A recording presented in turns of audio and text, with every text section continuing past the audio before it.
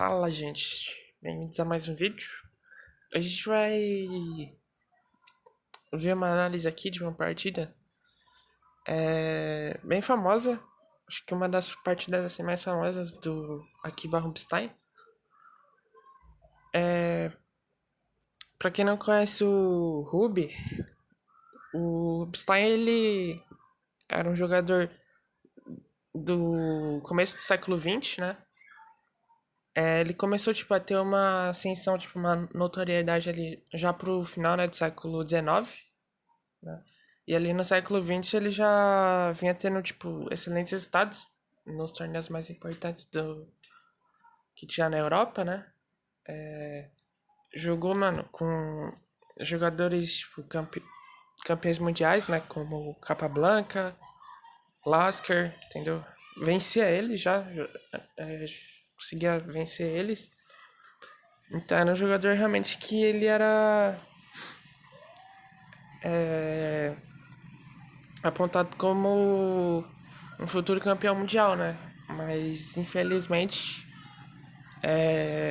devido à Primeira Guerra Mundial, os torneios eles tiveram uma pausa, né? Devido aos conflitos, enfim. E aí, infelizmente, ele não conseguiu, tipo, manter, né, o nível do auge dele, né? Mas mesmo assim, tipo, nos anos seguintes ele continuava jogando, né? Nesses torneios também muito importantes, enfim. Ainda tinha alguns resultados muito bons, né? Mas realmente, tipo, foi uma pena, né? Acho que ali por volta ali antes da Primeira Guerra Mundial, mais ou menos ali no começo da década ali de 1910, ele era muito forte, talvez o jogador mais forte do mundo na época. Então, comentando um pouco sobre o estilo dele, o estilo dele é um jogo mais posicional. E ele era. Talvez ele foi, né, um dos pioneiros, assim, do estilo posicional, né, de jogar xadrez. Acho que talvez junto com o Lasker, né, principalmente esse jeito, né, novo, assim, de jogar xadrez vinha ganhando muita popularidade, né. Enfim, teve também o Schlechter também. E aí, enfim, nos anos seguintes, né, lá pro começo do século XX, veio o Capablanca, né? E aí, enfim, teve a Revolução Hipermoderna, né? Com novos conceitos, né? E, enfim, novos estudos, né? Na área do jogo de xadrez. Então a gente vai ver nessa partida alguns temas importantes, né? O começo dela até o meio jogo vai ser muito em volta assim desses detalhes posicionais e estratégicos, né? E ali já pro final já o Style vai fazer um arremate, né? Uma combinação muito bonita e bem tática, né? Bem instrutiva. Então a gente vai ver uma demonstração, né, de como você pode aproveitar a atividade, né, das peças, né? E também como aproveitar, né, as imprecisões do adversário, né? O obstáculo tá de pretas, né? O jogador de brancas é o George Howley, né? O George ele abre a partida com D4, peão da dama. Nessa época o pessoal ainda gostava bastante de jogar a defesa Tarrashi, né? Vai ser a defesa que vai aparecer nessa partida, né? Nessa época não era tão popular ainda algumas defesas hipermodernas, né? Como a Ninja Índia, a Índia do Rei, né? Que são bem populares hoje em dia, né? Enfim, a Grunfeld também. Bom, D5, cavalo F3, E6, E3. Aqui a gente tem uma posição bem flexível, né? A ideia das brancas é normalmente desenvolver o bispo para casa D3 e dar roque, né? Em algumas linhas o branco pode tentar alguns ataques na ala do rei, ou então vir para um jogo mais calmo, né? com, é, mais em volta ali do centro, né? Pra lá da dama também. Que vai ser o tema dessa partida. Nesse meio jogo. Então o Rubinstein jogou C5, né? Aqui ele já caracterizou aqui uma defesa Tarrashi, né? C5 é um lance interessante, né? É uma das formas de você tentar combater, né? Esse tipo de estrutura central. Que é uma estrutura assim mais sólida, né? O preto ele tenta buscar uma forma ativa, né? De jogar no centro. Que é você, tipo, criando algumas tensões, né? Agora a gente fica em torno dessas duas tensões, né? Dos peões, né? E o branco jogou C4 agora. Agora realmente foi pra uma Tarrashi mesmo, né? Bom, aqui a gente tem um tema que é importante nesse tipo de estrutura, né? Que é essa tensão agora, desses 4 peões. Normalmente, né? Nessa época ainda não tinha muito estudo, né? Com relação a esse tema. Mas hoje em dia, um dos conselhos assim mais importantes quando tu tá nesse tipo de posição é tentar, tipo, buscar alguma forma de desenvolver as peças, né?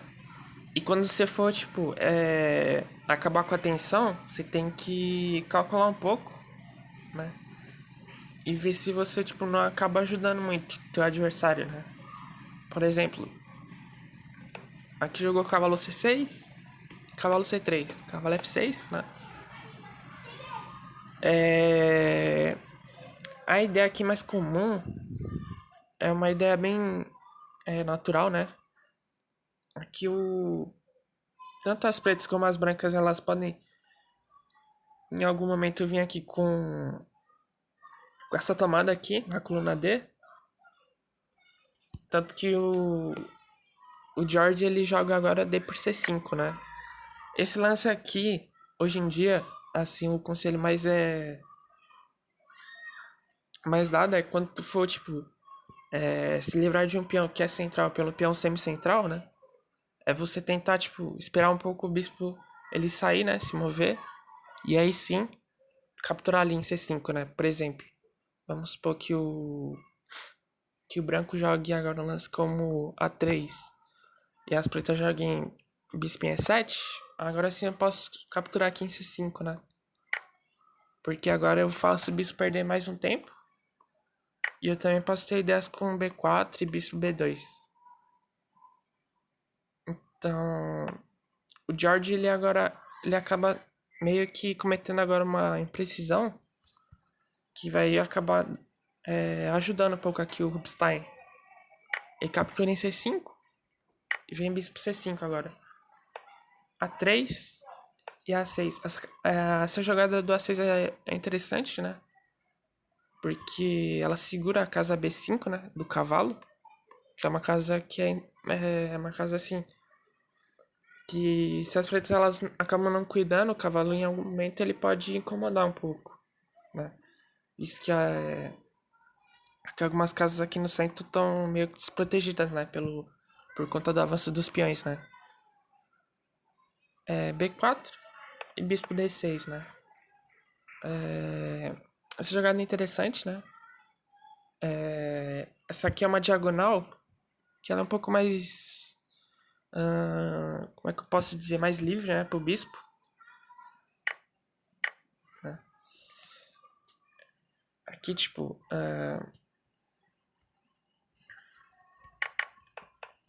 Deixa eu voltar aqui. Beleza. Aqui, ó. É uma diagonal mais livre pro bispo, né? Porque normalmente bispo A7, o bispo ele normalmente fica meio que batendo nesse peão, né? Então acaba que ele fica numa casa um pouquinho menos ativa, né? Não tão passiva também, mas talvez em D6 ele fique mais ativo, né? É claro que, tipo, quando eu jogo bispo A7, né? Em algum momento eu posso ter ideias com bispo B8, mas aí eu teria que gastar mais um tempo, né? Então por isso que o Rubinstein ele joga direto com o bispo D6, já colocando o bispo nessa diagonal, né? Então vem bispo B2. uma jogada bem instrutiva, né? Pelo George Hollery. Nesse tipo de posição, né? Com o peão aqui, quando ele avança pra uma casa, né? Quando você, tipo, tá com o par de bispo ainda em jogo, né? E você avança o peão pra uma casa, pode ser ou pra E3 ou pra D3, até mesmo de pretas também. Você pode partir por uma estratégia de fianqueto, né? Porque assim o teu bispo não vai ficar, tipo, batendo agora, né? Por exemplo, esse bispo aqui, ele tava sendo bloqueado, né? Pelo próprio peão aqui em E3, né? Então por isso que o George, ele passa o bispo agora pra B2, né?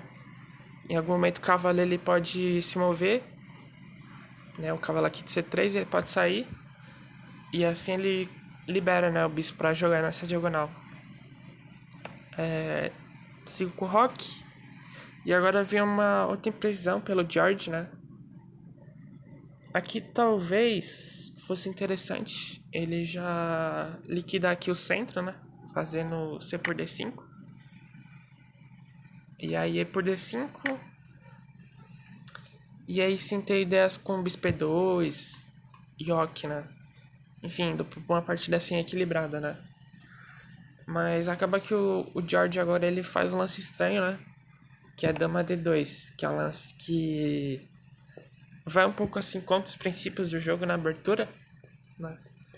Porque além desse lance, apesar dele, tipo, mover a dama pra segunda fileira, e aí, tipo, possibilitando no futuro a conexão das torres, né? Quando eu tirar o bispo e fazer o rock, acaba que a dama, ela nem fica tão bem colocada, né? Nessa casa. Talvez dama C2, enfim, ou dama B3 também pudesse ser considerados, né? E aí bispo E2 e rock. Mas enfim, deixa eu voltar aqui. Acabei perdendo.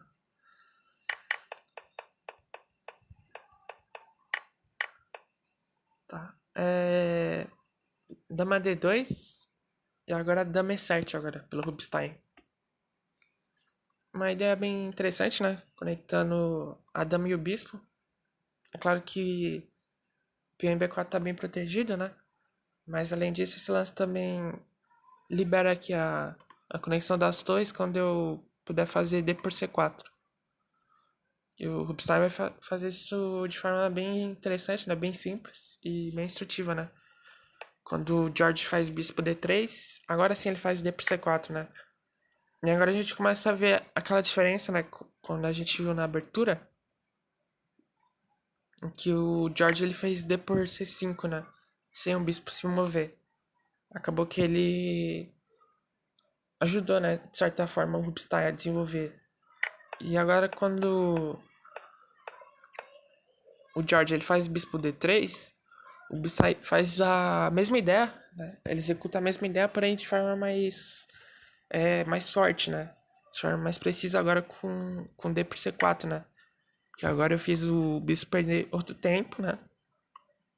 Pra capturar agora o peão, né? Em C4. O bispo normalmente, nesse tipo de estrutura, né? Do peão da dama, ele gosta mais dessas duas casas aqui, né?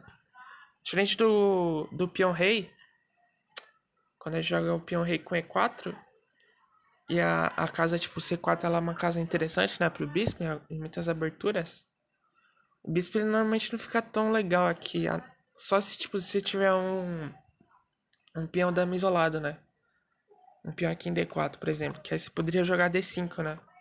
Mas acaba que ele não tem, né, tipo, de forma tão rápida, um peão pra ajudar a liberar essa diagonal. E aí ele teria que perder outro tempo pra reposicionar o bispo, né? Ou pra D3 ou pra E2 também. E aí ele acaba que, tipo, perde um tempo, 2 e 3, né? Pra colocar o bispo, né, em jogo, né? E agora vem B5, né, pelo Rubinstein. Agora, tipo, além disso, dele perder outro tempo pra reposicionar o bispo, ele... O Rubinstein, né, acaba se aproveitando, né, pra ganhar um tempo pra desenvolver o bispo nessa longa diagonal. E agora a gente vai ver, tipo, um tema que vai aparecer, né? Que vai ajudar muito na combinação do Rubinstein, né? No final. Bom, o George ele joga bispo D3 e primeiro vem torre D8, né? Esse lance pressiona um pouco a dama, né? Coloca a torre numa coluna aberta. Então o George ele faz o lance seguro, joga com dama E2. Sempre é legal, tipo, da gente ficar atento nesse tipo de ameaça, né? Porque a torre aqui, diretamente, ela não tá atacando, né? A dama, mas ela cria a ameaça, né? Futura de, em algum momento, aproveitar para fazer um ataque descoberto. Então, o George ele mostra agora com o dama E2 que ele já tira, né, essa possibilidade de tema tático. Então, o Rubinstein joga bispo B7, né? E agora o Rubinstein já praticamente conclui o desenvolvimento, né? Só falta ele colocar outra torre em jogo. Mas ele já tá bem desenvolvido, né? A estrutura de peões ela tá bem simétrica, porém o Rubinstein ele aproveitou, né? De algumas impressões do George Hollery pra ganhar alguns tempos, né? Pra ficar um pouco na frente, né? Nesse meu jogo.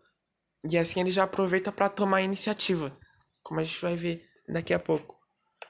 Bom, veio o Rock e Cavaleiro 5. Cavaleiro 5 é uma jogada bem instrutiva, né? Quando a gente tá com o bispo em fianqueto, né? Libera o bispo, né? Pra jogar. E além disso, essa troca de cavalos, ela é meio interessante para as pretas, porque o cavalo em F3, né? Ele é um dos defensores mais importantes, né? Do rock aqui das brancas, né? Então a gente libera um cavalo pra... Troca o cavalo, né? Pra liberar o bispo aqui em B7. E além disso, já tira um dos defensores, né, do rei branco já. E isso já ajuda bastante, né? Pra criar chances de ataque na ala do rei pelas pretas. Uma vez o cavalo é 5 e trocar os cavalos, né? Eita, peraí, deixa eu voltar lá. Tá, veio o cavalo é 5, trocou e bispo. A ameaça agora, o George agora ele percebe, né, a ameaça do Rubinstein, né? Acaba que aqui o bispo ele ameaça capturar em H2, vendo um tema tático, né, de ataque duplo, né? Por exemplo, a ameaça das pretas é bispo toma H2, né? E praticamente, tipo, força, né, rei pra H2, né? E aí viria a dama D6, dando cheque e capturando o bispo aqui em D3, né? Nota que eu tô com uma... Que eu tô com mais um ataque aqui no bispo, né? Se a dama trocar, né? E aí esse tema tático ia render um peão, né? Além de também, tipo, dominar, né, a coluna D, né? Poderia, tipo, depois da troca das damas, já vir com uma dobradinha aqui na coluna D. Então, o George, ele percebe isso, né, de certo modo, e ele faz F4 agora. Apesar, tipo, de expor o rei das brancas, ele tenta bloquear, né, essa ameaça tática. Então, o bispo tá atacado, né? O bispo volta aqui pra C7. É sempre interessante a gente perceber esses detalhes, né? Quando o bispo volta, ele volta pra uma casa bem legal, em que ele não fica na frente da coluna da torre, né?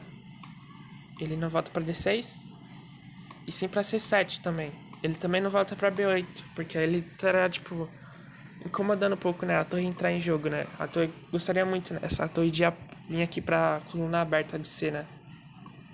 Como a gente vai ver, isso vai ser fundamental pra combinação do Rubinstein. Vem o bispo C7, né?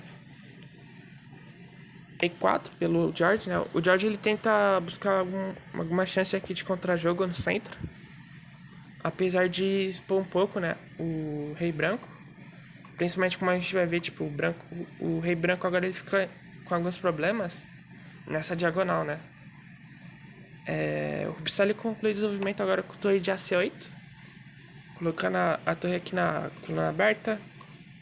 De certo modo, cria a ameaça, né, de uma pressão ali no cavalo. E agora é 5 pelo George, né? O George, ele... Enfim, apesar de ser um lance arriscado, porque se abre um pouco ainda a diagonal aqui, as brancas tentam de algum modo alguma chance aqui de contra-jogo, né? Então vem bispo b6. Enfim, força o rei vir aqui pra h1, né? E esse é um detalhe importante, porque quando o rei vem pra h1, ele fica numa casa, assim, bem ruim pra ele, né? Porque ele não consegue sair pro jogo. Ele não pode voltar, né, pra G1 por causa do bispo. E ele também incomoda, né, um pouco o peão de G, né? Porque o peão de G fica cravado. Então isso já começa a criar, tipo, o que a gente chama de ameaça de ataque, né? Já possibilita que as pretas tenham chances, né, de obter uma vantagem ali na ala do rei. Tendo em vista que o rei branco agora ele já começou a ficar um pouco exposto já. É claro que não é tão simples, né? Tão fácil da gente tipo, encontrar, né, uma sequência. Mas o Rubinstein ele vai fazer de forma bem legal, né? Então a gente vai perceber agora, depois de RH1, o Rubinstein agora ele faz um lance bem interessante, né? O cavalo tá atacado, né? Ele faz um lance bem instrutivo, né? Se você, tipo, gosta de jogar taticamente, talvez você possa ter calculado esse lance. Ele joga cavalo G4, né? Com a ideia de, se a dama capturar em G4, eu capturo o bispo ali em D3, né? Visto que a dama tá defendendo aqui. Então, aqui a gente já começa a ver que as pretas já estão chegando já perto do rei branco já. E agora fica um pouco difícil de jogar de brancas. Visto que se o branco joga, por exemplo, um lance que também é tático, né? Com o intuito tipo, de achar algum recurso. Por exemplo, com o bispo toma H7, né? Depois de rei para H7 e dama G4, as pretas podem jogar a torre D2, né? E agora as pretas ficam muito bem na posição. Porque eu ataco o bispo e tô atacando aqui em G2. E não tem como defender essas duas ameaças ao mesmo tempo. E aqui as brancas já ficariam muito bem, né? Talvez até ganhem já.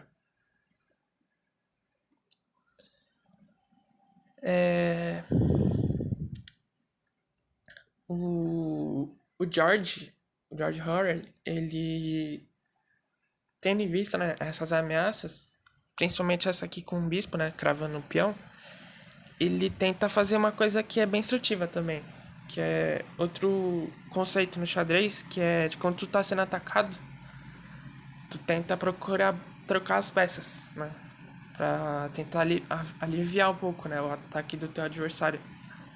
Então por isso que ele joga bispo E4. Ele tenta de forma um pouco desesperada, né, de tentar trocar os bispos pra aliviar um pouco essa pressão, né, do par de bispo das pretas. Mas o Rubinstein, ele provavelmente, talvez ele considerou esse lance do George, né? E ele não vai dar a mínima chance agora para as brancas, né? É claro que essa é uma posição já estrategicamente, a gente poderia já dizer que é uma posição estrategicamente vencedora para as pretas, né? Mas a gente tem que ver que tem que colocar agora, tipo, no campo da execução agora.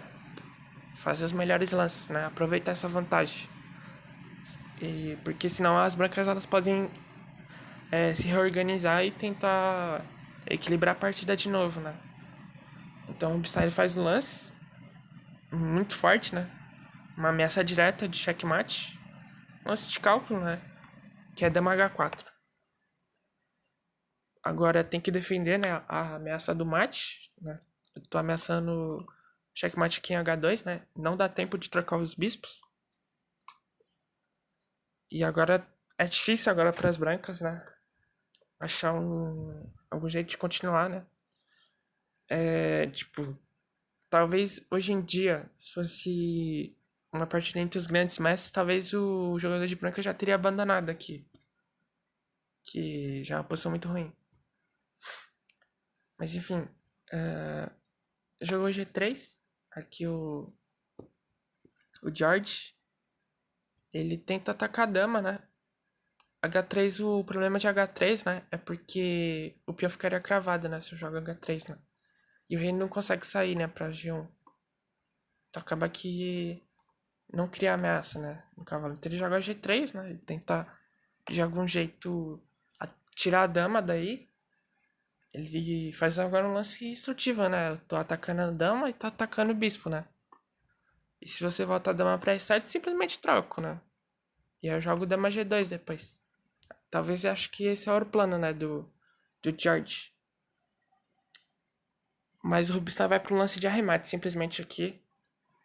Ele simplesmente, tipo, faz um lance que já deixa a posição das pretas vencedora já. Com a combinação tática.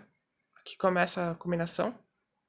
Quem quiser, tipo, achar aí, pode pausar o vídeo, né? Vou contar até 3 e aí já começa a ver já. 1, 2 e 3. Beleza. Nessa posição, o Rubinstein ele vai para um lance simplesmente fantástico agora. Ele joga torre toma C3. E agora a gente já começa a ver outro tema bem interessante, né? Que é o jogo das peças pesadas, né? Nas últimas fileiras, né? Como a gente diz. Principalmente na sétima e na oitava, né? É claro que as outras fileiras também são importantes também, né? Como a gente vê aqui, a torre aqui das pretas, ela tá, tá jogando bastante aqui nessa sexta fileira também, né? Sexta fileira do ponto de vista das pretas, né? Claro. E aqui a gente vai ver que esse é um dos tipos, né? Do jogo, né? Nas últimas fileiras. Aqui é um tipo de ataque dinâmico, né? De ataque rápido, né? Mas eu também poderia, tipo, aproveitar esse jogo, né? Esse potencial de jogo das peças pesadas, né? Peça pesada, dama e torre, tá? Pra quem não sabe. De forma mais de controle, né? Mais de médio a longo prazo. Mas aqui é tipo de curto prazo, com uma combinação letal e simplesmente vencedora, né? Bom, o George, ele praticamente ele captura, né, a dama, né, aqui em H4. Acaba não tendo muito o que fazer. Ele captura em H4, né? Mas agora vem tipo uma sequência simplesmente muito bonita, né? Outro lance bem legal, né? Aqui é uma combinação assim incrível, né, de jogo nas últimas fileiras, junto com o par de bispos, né? Aqui apontando pro rock das brancas. Então ele faz o lance matador simplesmente, que é torre D2. Aqui é uma sequência tática, né? Pra quem não. Como a gente viu, né? Anteriormente, né? Que a dama tava defendendo, né? Naquele tema tático de antes. Que a dama defendia o bispo aqui de E4, né? E agora é o tema do desvio, né? Se a dama captura, então o bispo ele fica sem proteção, né? E aqui é letal, né? Porque se a dama sai, eu capturo em E4. Tô dando cheque, não tem como o rei sair. E ele teria que jogar a dama aqui em G2, né?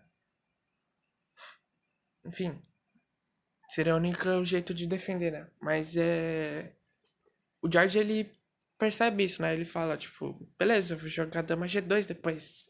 E aí ele. Mas ele não sabia. o lance de arremate que viria agora, né? O último lance agora pelo Rubinstein, né? E aqui o Rubinstein ele faz lance e o George abandona agora. É um lance que... Aqui já é uma sequência de checkmate já, não tem como defender. E tem um lance agora que ele arremata a partida de vez, não tem o que fazer de brancas. O Rubinstein joga torre H3, aproveitando que a dama tá cravada, né? Não dá pra capturar a torre. E a ameaça, né, é jogar torre toma H2 com apoio do cavalo. Visto que o rei não pode sair aqui pra G1 por causa do bispo, né? Então, nessa posição aqui não tem que... como, né, continuar na partida, né, de brancas. Então, o George, ele acaba abandonando agora. Então, vitória do Rubinstein. Com uma partida aí mostrando aí como tu pode aproveitar, né, de algumas imprecisões no jogo, na fase da abertura, né? Quase indo ali pro meu jogo, né? Em que o Rubinstein aproveitou, né, de algumas imprecisões, né? Como aquela tensão, né, no centro. Em que o George, ele acabou ajudando, né? O Rubinstein a desenvolver o bispo dele, né? E também, tipo, a imprecisão de tu desenvolver a dama muito cedo, né? Ainda mais pra uma casa que não é tão legal, né? Nesse tipo de estrutura, né? Em que o George jogou dama D2. Enquanto que ele poderia, tipo, tirar o bispo, né? E aí dar rock, né? Proteger o rei. Porque aqui é uma posição ainda relativamente calma ainda, né? Apesar de não ser tão calma assim, mas ainda não é tão aguda assim, né? Mas acabou que esse lance acabou ajudando o Rubinstein ele a desenvolver as peças e a ativar, né? As peças dele a ter mais atividade, né? Mais poder de fogo. Então o Rubinstein jogou na M7. E ali outra sequência, né, bem interessante, né? Que é da gente, tipo, acabar com a tensão no centro, né? Fazendo esse lance, né? Com a troca dos peões, né? E aí ele forçando o bispo a perder outro tempo, né? E aí ele jogou B5, né? Foi uma mini combinação, né? Que aí eu consigo tirar o bispo, né? Aqui de casas brancas, né? Das pretas. E aí bispo B7, né? Torre D8, né? Primeiro, desculpa. Aí bispo B7, né? E aí ele já conseguiu ativar, né? Esse par de bispo bem perigoso aqui nessas duas diagonais, né? E aí foi... E aí foi, tipo, fazendo os lances mais precisos, né? Ativou, né, primeiro o par de bispos, né, das pretas. Então aqui a gente começa a ver que o par de bispos das pretas, ele tá mais ativo, né, que o par de bispos das brancas. Porque os tempos fizeram toda a diferença, né. Embora o branco sempre comece na partida de xadrez, pelo George perder os tempos, ele acabou não conseguindo ativar tão cedo, né, tão rápido o par de bispos dele. E agora isso acabou fazendo diferença, né, nesse plano a longo prazo, né, do Rubinstein. Aí veio F4. Enfim, desenvolveu bispo e aí cavalo G4, né? Com essa ideia tática de torre tomar D3, né? Se a dama captura ali em G4. Fazendo esse tema do desvio, né? E aí o George, ele, enfim, ele segue o conselho, né? De trocar as peças, mas aí ele não contava, né? Com a sequência, né? Com dama H4. E aí veio a combinação, né? Simplesmente matadora aqui pelo Rubinstein. Aqui se, por exemplo, jogar bispo toma C3, então simplesmente captura, né? Aqui. Se captura aqui em C3, né? Não dá pra jogar dama por porque eu dou mate ali, né? Em H2, né? Se jogar esse, eu posso capturar aqui, eu tô ganhando, né? Também. Que o rei não consegue escapar, né? Pra G1. Mas aí foi isso, né? Capturar a dama, né? Ele talvez... Depois, tipo, do dama G2, né? Talvez o George, ele não contava, né? Com esse lance de torre H3. E aqui esse lance simplesmente é matador. Não tem o que fazer, né? Tipo, torre F3 eu simplesmente capturo. E não tem o que fazer, né? Talvez eu espernei aqui, né? Se tu tivesse, tipo, com pouco tempo, né? Se fosse um bullet, assim, um blitz, jogar, tipo, esse, pá. Entendeu? Pra ganhar ali aqueles milissegundos, né? Mas era... realmente não tinha o que fazer. A dama tá cravada, né? O rei não consegue sair. Eu tô ameaçando a torre H2, né? Torre H2 a dama também não pode capturar, né? A torre porque o bispo tá cravando, né? A dama. Então, acho que é isso.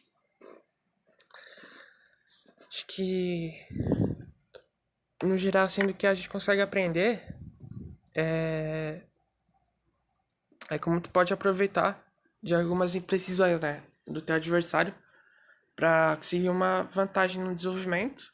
Né? Ainda mais, tipo, numa posição que ela é até simétrica até, né? Mas que os templos em posições simétricas que eles podem fazer a diferença.